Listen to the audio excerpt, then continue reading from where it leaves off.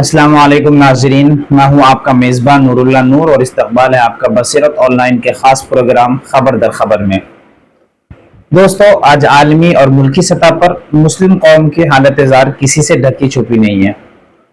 ऐसा महसूस होता है जैसे हर तरफ से इस्लाम, मुसलमानों और उनके मजहबी शायर को हदफ तनकीद बनाना एक मामूल बन चुका है। दुनिया की एक बड़ी आबादी इस्लाम और मुसलमानों के वजूद ही दुनिया की एक बड़ी आबादी को मुसलमान और मुसलमानों के वजूद ही से मसला नजर आता है। मुसलमान तो पहले ही से मशक़ सितम बने हुए थे, लेकिन अब हाल ही में मुल्क वापस आने वाली एक मुतनाज़ मुसन्निफ़ा तस्लीमा नसरीन ने अपनी पुरानी इस्लाम मुखालिफ सोच का मुज़ाहरा फिर से किया है। वो एक दहाई एक अरसे के बाद वापस आने के बाद वो अपनी उसी सोच और उसी फिक्र के साथ आई हैं जो फिक्र वो यहाँ से लेकर गई थी। मुतअद्दिद बार इस्लाम, मुसलमानों और उनके मुक़द्दस मज़ूआत को निशाना बनाने वाली मुसन्निफ़ा ने कोलकाता की एक तकरीब में एक फरसुदा बयानिया दोहराया कि अहले मदारिस मुतशद्दिद और कट्टर पसंद ज़हनियत को फ़रोग़ दे रहे हैं। मुसन्निफ़ा और उनके हम ख्याल तबक़े का ये बयानिया इंतहाई पुराना और हकीकत से बाइद हो चुका है। तमाम तर कोशिशों के बावजूद मदारिस पर दहशत गर्दी का इल्ज़ाम कभी साबित नहीं हो सका। बम धमाकों के नाम पर मुसलमानों और मदारिस से वाबस्ता शख्सियात को बदनाम करने की कोशिश की गई, लेकिन चाहे वो अजमेर बम धमाका केस में 11 साल बाद बरी होने वाले मौलाना अब्दुल रहीम मुत्तकी का मामला हो या फिर हज हाउस के इमाम का, अदालतों में कोई भी इल्ज़ाम साबित न हो सका और बिल आखिर सच की फतह हुई।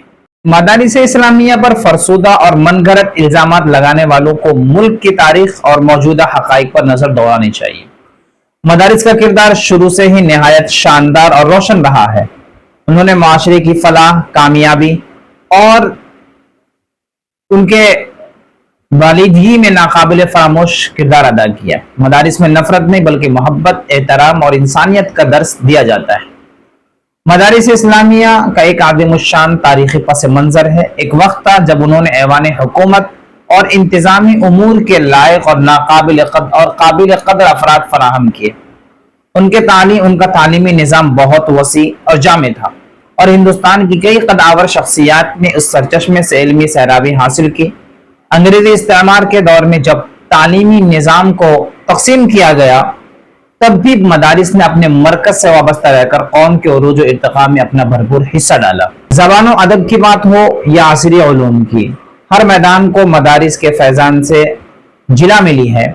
तलबा, उलूम अक़लिया और साइंस से हर शोबे में उलमाए मदारिस ने अपने जौहर दिखाए। हिंदुस्तान में जब एक दौर में उर्दू ज़बान को पसे पुष्ट डाला जा रहा था, उस वक्त अहले मदारिस ही थे जिन्होंने उसे गले लगाया, तालीम का जरिया बनाया और मौलाना अबुल कलाम आज़ाद, मौलाना अल्ताफ हुसैन हाली, अल्लामा शिबली नोमानी और मौलाना अब्दुल माजिद दरियाबादी जैसे आदिमुशान कलमकार कौम को फराहम किए। सिर्फ मुस्लिम ही नहीं बल्कि गैर मुस्लिम शख्सियात भी उन इल्मी मराकिज से फैज हासिल किया जिनमें मशहूर शायर जगन्नाथ आज़ाद, श्यामलाल, महाराजा प्रकाश और हिंदुस्तान के पहले सदर डॉक्टर राजेंद्र प्रसाद जैसी अजीम शख्सियत शामिल है।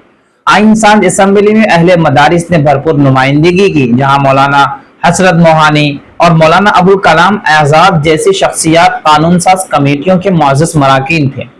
आज़ादी हिंद की जिद्दोजहद बिरादरान वतन के लिए तनहा मुमकिन न होती अगर मदारिस के ये बोरिया नशीनों ने आज़ादी की शम्ह रोशन न की होती।